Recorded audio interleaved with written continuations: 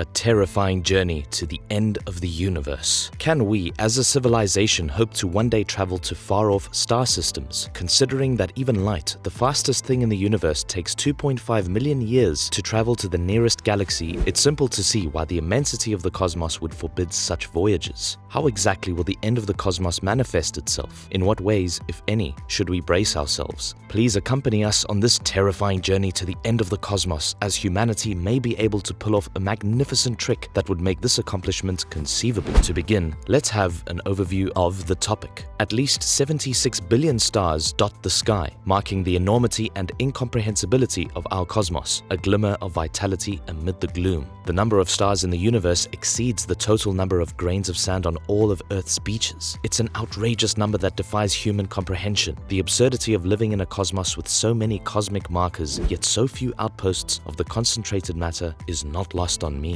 Light would take around 6 miles for light to travel from one star to the next if each lead was shrunk to the size of a grain of sand. That's about how far it is from Columbia University to the Greenwich Village area of Manhattan. For context, that's a physical distance of nearly 4 light years, which possesses a significant problem for today's spacecraft. Using Voyager 2 as an example, it would take another 800 years for that spacecraft to cover such a vast distance. That's only the nearest star system to us. We are 500,000 times closer to the nearest galaxy than to the most relative other objects in the universe. The vast space and the time it takes to travel there make it appear as though the universe is playing a cosmic joke on our species by teasing us with the promise of unattainable treasures of investigation. That's when thoughts of warp drive, wormholes, and other strange forms of physics enter our minds. However, these are theoretically improbable, as far as we are aware. Why not just use the laws of physics as we know them? We examined the halo drive as a possible means for interstellar travel. However, such a method is too slow to go to distant galaxies. A technique based on established physics might make intergalactic travel possible within a single human lifetime, even for the most distant galaxies. But signing up is like making a pact with the devil. The costs are so high that you might think again, something that must be paid for since it is an inevitable result of Einstein's special theory of relativity. Let's look at a journey to Alpha Centauri. Today, you and I will take a ride in the rapidly speeding spaceship. Let's pretend we've built a ship that can maintain a constant acceleration of 1g for an indefinite period, so its speed increases by 10 meters per second. In other words, after 10 seconds, it will have traveled 500 meters or 100 meters per second. For the time being, let's assume this is true and set aside the question of how a starship might pull off such a feat. And that is for the sole reason of keeping this video on the topic. We will also presume that a spaceship's shielding is flawless and can withstand any amount of impact or radiation. Constant acceleration would have the added benefit of creating artificial gravity by causing the crew to be pushed back toward the ship's rear with the same force that the Earth pins us to the ground. This is something we have discussed in much greater detail in our previous video. Since the ship's inhabitants would be working adults, their lives would be similar to ours on Earth. Constant acceleration causes a vessel to move slowly but eventually gain speed. The analogy to compound interest is appropriate here. While your initial gains may not seem like much, they will add up quickly over time. We would have sailed past the moon in under 3 hours. The trip to Mars would take about 2 days. It would take us 3 weeks to catch up to Voyager 2, and then we would have successfully escaped the solar system. A ship would be moving at a speed of 40 million miles per hour, or about 6% of the speed of light. Our fastest spacecraft ever created has never even come close to that speed. It moves quickly, but not quickly enough to trigger Einstein's special theory of relativity. However, as we travel away from the Sun, the nearest star system, Alpha Centauri grows brighter as we get closer. The next year is unremarkable as the Sun fades into a tiny dot of light behind us. As the days, weeks, and months pass on board, life is likely to become routine. However, your ship's speed increases by around 2 million miles per hour daily. Having a real-time chat with loved ones has become totally out of the question. At this point, radio waves take many months to get from Earth back to the spacecraft. However, receiving regular letters from home about family news, sports results, scientific advancements, and political scandals help lessen the isolation. After 15 months on the road, your group finally celebrates reaching Earth after traveling the first light year. You've traversed less than a quarter of the distance to Alpha Centauri, but more than a third of the full outward length. The continual acceleration of the ship is responsible for this. You and your team have also reached another significant landmark. According to this well-known equation, your Lorentz factor has increased by 2. You've effectively doubled the time difference between you and people back on Earth. As a result, to those on Earth, it will appear as if you are traveling through space at a glacial pace. From now on, you and your spacecraft will be subject to an ever-increasing amount of Einstein's special theory of relativity. That's because you're now speeding away from the Earth at 87% 1% of the cosmic speed limit, the speed of light. If there weren't such restrictions, you'd be able to travel faster than light in 45 days. But according to Einstein's theory, which has been verified by numerous tests here on Earth, nothing can travel faster than the speed of light. Also, no matter how fast or slow an observer moves, they will always report the same value for the speed of light. This is certainly not what one would expect. If a horse were to try and outrun a moving train, the train would appear to be traveling more slowly than it is. However, relativity states that if the train were a beam of light, it would always seem to recede away at the same speed regardless of how quickly the horse is running, the velocity of light. There's no way for the horse to catch up now. The mind-bending implication of the speed of light being the same for all observers is that space and time are not fixed. They adjust to comply with this regulation. It's the same thing that happened on our ship. The passage of time causes the crew to move more slowly than usual, while the space compression causes the spacecraft to appear shorter than it is. Additionally, the magnitude of these effects increases the famed Lorentz factor, which is a factor of 2 at this stage of our voyage. The sensation of speed will change as a result of this. To an observer on Earth, your acceleration decreases as you travel closer to the speed of light. Thus, you are no longer accelerating at a constant 1g. Even if you're not moving, you'll still experience about 1g of acceleration while on board. That's because you and your team wouldn't notice any difference. It seems that time is passing normally. On the other hand, you can see some peculiar things when you step foot outside the ship. If you were to turn around and look at the sun, you'd know that it seemed to fade into darkness at a far quicker rate than what would be predicted by simple distance scaling. At Lorentz factor 2, it is 100 times fainter. Because of relativistic aberration and time dilation effects, they can only be seen through the ship's telescope.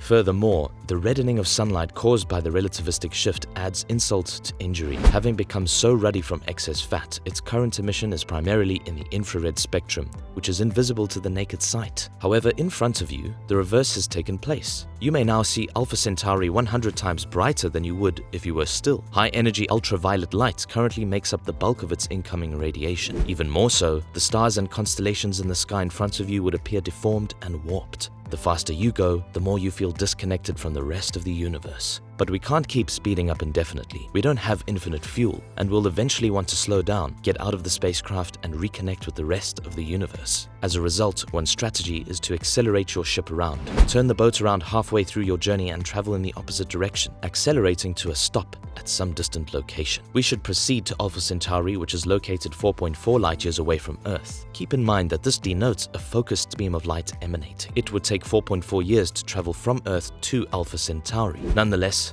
time constraints exist. The effects of time dilation on board, it would take you 3.5 years of your life to arrive on one of the Alpha Centauri worlds. You are not overrun, so take it easy. A ray of light over here. By earthly standards, the journey spends a few weeks here on this strange world. You've been here for 6 years. Return to the boat and begin the trip back. Suppose you return to your house. You'd have aged around 7 years, but everyone on Earth would have aged roughly 12. A voyage to the nearest star can be completed in approximately that time, which is not too bad. Your ship began to slow down at 2.2 light-years from Earth. You would have been in your current position for about 1.8 years. If you were in command of the ship, you'd travel at 95 miles per hour. At the speed of light, assume that a debate among the crew forced them to reconsider visiting Alpha Centauri. They intended to ride the tsunami of triumph to heights never before imagined. Keep in mind that only round-trip possibilities are examined here. Possibilities will eventually soften that assumption.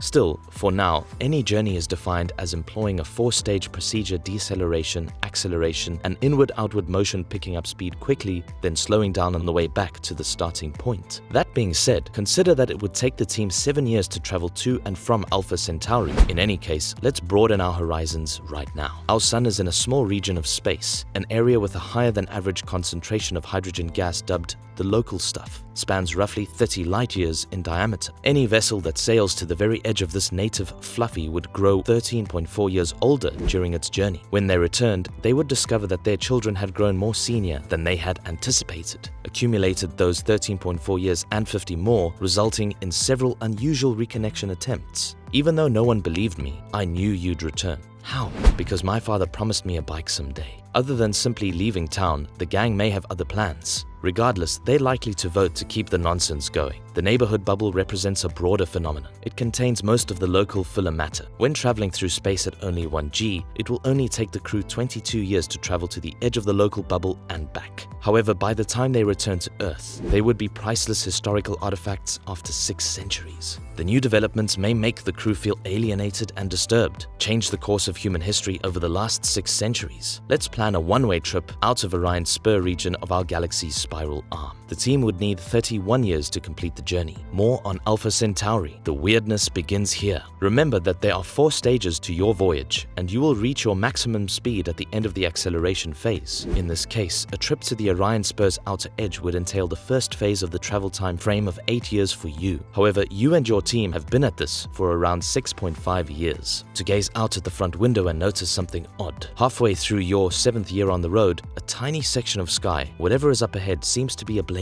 in crimson. You may initially assume that the eyeballs are just your mind playing tricks on you after so many years in space, but then you remember that your Lorentz factor is now 650. Then there's the cosmic microwave background. Radiation lingering since the Big Bang has the entire spectrum of light from the microwave to the blue-shifted visible red light. You and your crew are amid the roughest year of your outbound acceleration in your history. Watch in awe as the light in this tiny area of the sky ahead continues to increase brighter blue until it's like staring straight down the nose of an intergalactic rainbow at its fastest speed. It's almost as though the universe had noticed the ship at last itself. Maybe you're not content with just abandoning the Orion Spur and going out on a new adventure. To the galaxy's edge and back would take the team a total of 41 years. After a round trip of 100,000 light years, the crew has finally returned home. Those who, in the 1960s, returned to a world that has seen a century and a millennium go by would find it very different. It's hard to picture how people would have evolved over such a lengthy period. After so many generations, maybe our ancestors' appearance would have changed. Generations worth of incremental change. It's possible that they wouldn't understand any of the languages we use now, or that they abandoned modern conveniences for a simpler, more Neolithic way of life. As a last resort, the planet Earth has been completely deserted, and no signs of human habitation can be found anywhere. Nothing will surprise the ship's computers at this point, though. Probably a representation of a library from antiquity, the contents of which have been largely forgotten for thousands of years on Earth. However, this is all happening within our galaxy. If we travel to a universe far, far away, we should visit Andromeda. After a 56-year round-trip adventure,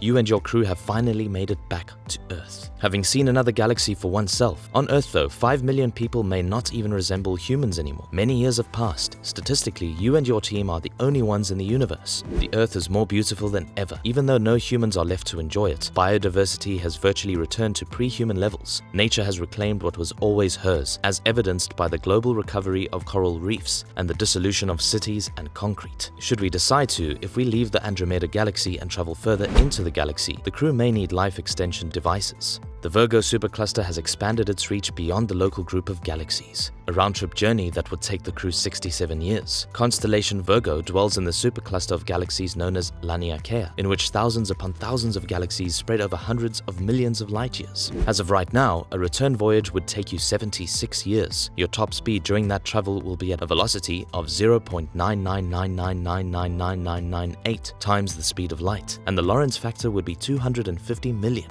Lightning-fast velocity. The cosmic microwave background should have been detected by now. He must have raised his body temperature by more than 1 billion degrees. After only a brief period, the universe had cooled to a temperature of a few Kelvin. Seconds or minutes after the Big Bang itself, you and your team would be putting yourselves and others in harm's way in a highly radioactive atmosphere like this. Don't forget to bring up the ridiculous shielding necessities of today to prevent damage from hits. It is sometimes claimed that at relativistic velocities, momentum is conserved. It grows to the point where it protects from strikes on the ship, but from the ship's vantage point, it's the particles and the space changing, not the ship itself. There is junk in the galaxy with tremendous momentum. A collision with one of these tiny particles would not be safe. You've earned it after doing 76. Visit your home system, the Laniakea supercluster, every day of the year. It would change so drastically as to be unrecognizable. If you had landed on Earth, the continents would have moved into position or positions that are new to the speaker. There are no longer any living things on the surface. Thus, you are free to stop taking in even the air you're surrounded by. The sun's brightness has increased by nearly 100 over the past billion years. By that same percentage, the Earth's weathering rate has accelerated. Carbon dioxide has been so effectively removed from the atmosphere through weathering that plants can no longer produce oxygen through photosynthesis, ending the reign of plant-based life. The oxygen supply would run out and the food chain would collapse. Now, even a plateau is as water drains from Earth's surface, tectonic activity may have ceased. Once this era ends, multicellular life on Earth will cease to exist, the point at which only the simplest forms of microbial life will be able to persist, perhaps for a few 100 million years. The Earth as we know it is dying. Therefore, I believe that returning to your home planet would be a somber experience. And watch it die a slow, painful death instead of exploding death, possibly serving as a reminder of the doom that undoubtedly awaits you at this point. You may sense the passage of time in your own body. Finally, we move onward toward the finish. It might be argued that Laniakea is not a necessary ceiling for a round excursion of this sort. After all, time dilation has advanced to the point where we can go exponentially further with each passing year. Indeed, it is occasionally stated that we can use continuous acceleration to travel to the boundary of the observable universe. There are 46 galaxies in total, billions of light years from us, but no matter how fast we go or what we do, we will never be able to approach the edge of time dilation, no matter how extreme it becomes. The visible universe. Why should this be the case? When it comes to trips, the universe itself begins to expand after billions of light years. To jeopardize our journey in 1998, 2 astronomy teams have employed distant supernovae to independently discover that the universe's rate of expansion, which had been known since Edwin Hubble's time, was growing. It was picking up speed. We don't know why this is happening, but it is. The cause is commonly referred to as dark energy. Using these rate of change measurements, we can identify many thresholds and horizons as the universe expands, which restricts our interactions with the rest of the universe. For example, the particle horizon is the farthest distance a particle can travel. The light could have essentially traveled since the Big Bang 13.8 billion years ago. You might erroneously believe this implies a distance of 13.8 billion light years, but this is not the case. The universe's expansion is a considerably greater distance, ending up being 46 billion years. Billion light years long now. Returning to our spaceship voyage, I desire to travel beyond the cosmic distances. This expansion produces the distances between places steadily increase during my tour, requiring me to travel further than I anticipated. This is unimportant stuff if you're moving within a gravitationally bound zone, such as a galaxy that resists expansion. We cannot afford to overlook this as we explore the cosmos beyond our galaxy supercluster. The following set of equations should allow us to calculate the round-trip horizon, which has not before been calculated or even mentioned in the literature, to the best of my knowledge. If you want to learn more about executing these types of computations on your own, I've attached a link to a paper below. The distance is estimated to be 8.3 billion light years to save you trouble. This remote location is the cosmic equivalent of a dead-end street. When you cross that line, there is no way back, even at the speed of light. Why? Because simply put, the cosmos is expanding, leads the way. Certainly, space may expand faster than light, so it's difficult to envision going onto the ship and realizing that no matter what happens from then on, you can never go back. Return home and take the world once more, because once we leave this region, there is no way to return. Instead, let's make this excursion a one-way experiment ticket. For the time being though, I will continue to assume that the second half of our journey will consist of a deceleration phase, in which we will come to a complete stop, as this is quite plausible. It is quite difficult to discuss how much time has passed until we return to the same inertial frame of reference from which we have started. Having escaped, you'd think we could reach the edge of the observable cosmos before turning around and heading back home. However, unfortunately, this is not the case. We will never approach the so-called event horizon at twice the speed of light, the critical point where further action is no longer possible. This is the farthest a beam of light fired from Earth at this time might travel in the endless future. To put it another way, we are confined to distances within the so-called event horizon because there are no sections of the universe growing faster than the speed of light, and we can never catch up to such regions. We might as well keep going. We've already made much progress. We're no longer a spaceship after this point. Simply put, no matter how hard we try, the event horizon will always be beyond reach. The remainder of the cosmos around us keeps growing in all directions. Quickening tempo as the expansion of the universe continues, we will soon no longer be surrounded by galaxies, galaxy clusters, or anything else. Over the horizon, the universe continues to expand at an accelerating rate. We're completely cut off from the outside world now that we're nothing. Maybe we've evolved into a time ship now that we're no longer a true spaceship. Would a ship be able to take us to the end of the universe? Now, when you employ the special relativity equations without thinking, extreme. If, for instance, the acceleration and deceleration phases of a given scenario both last 2 centuries on board, a terrestrial clock should have only recorded one a time, equivalent to 100,000 trillion years. Long enough that even theoretically, all nucleonic matter would have faded away, leaving behind only neutrons. But the truth is, discussing time dilation is pointless at this point. That's because the very definition of time dilation implies some degree of relativity. That's why it's called relativity, relative to our original inertial reference frame, in this situation, Earth. But now, after so much time has passed and we have traveled so many light years, Earth is beyond our cosmic horizon. No longer do we play a role in its development. One may also say that it is now quite literally the clocks can't be compared to Earth time. And to top it all off, you can't even use any other clock as a reference point, let alone Earth's. This is because by this time, the universe has grown by an exponential multiplication by a factor of 10, multiplication by 55, and statistically speaking, there would most certainly be. There are no other particles in the observable universe besides you. Even in today's universe, the cosmic microwave background is now negligible. Just how do we discuss how time is measured and how different clocks measure up, given that such devices already exist to the point that they exist in their universes? The very foundations of time are its definitions. Dilation has in effect come apart. Your travels have now come to an end, away from everyone else, the purest form of nothingness. You guys have made quite the name for yourselves, a memorial to the past, to a universe that no longer exists. Furthermore, it's possible that when you and your team finally succumb to the night's chill, you'll always remember that one terrible moment, the day you decided to go on this ship for a person to be buried alive that careened off towards oblivion. We live in a young universe where everything is still. Enjoy its prime years when stars are abundant above you and hope that life, like the stars, spreads across the universe. In this heyday we find ourselves, a consequence of it. In all likelihood, this present moment will never again be surpassed as the best time to be alive. The universe, like everything else, inevitably comes to an end. But for the time being, there are summer days to enjoy by which one can develop and construct. Let's make good use of the time we have. He just uses it as a location to retreat to. He tried so hard to ignore the discomfort. A wall formed between him and the one he cared about most in the world. It's possible to lose even when you win. Well, I hope you enjoyed the video. Remember to leave a comment, like and subscribe. Thanks for watching.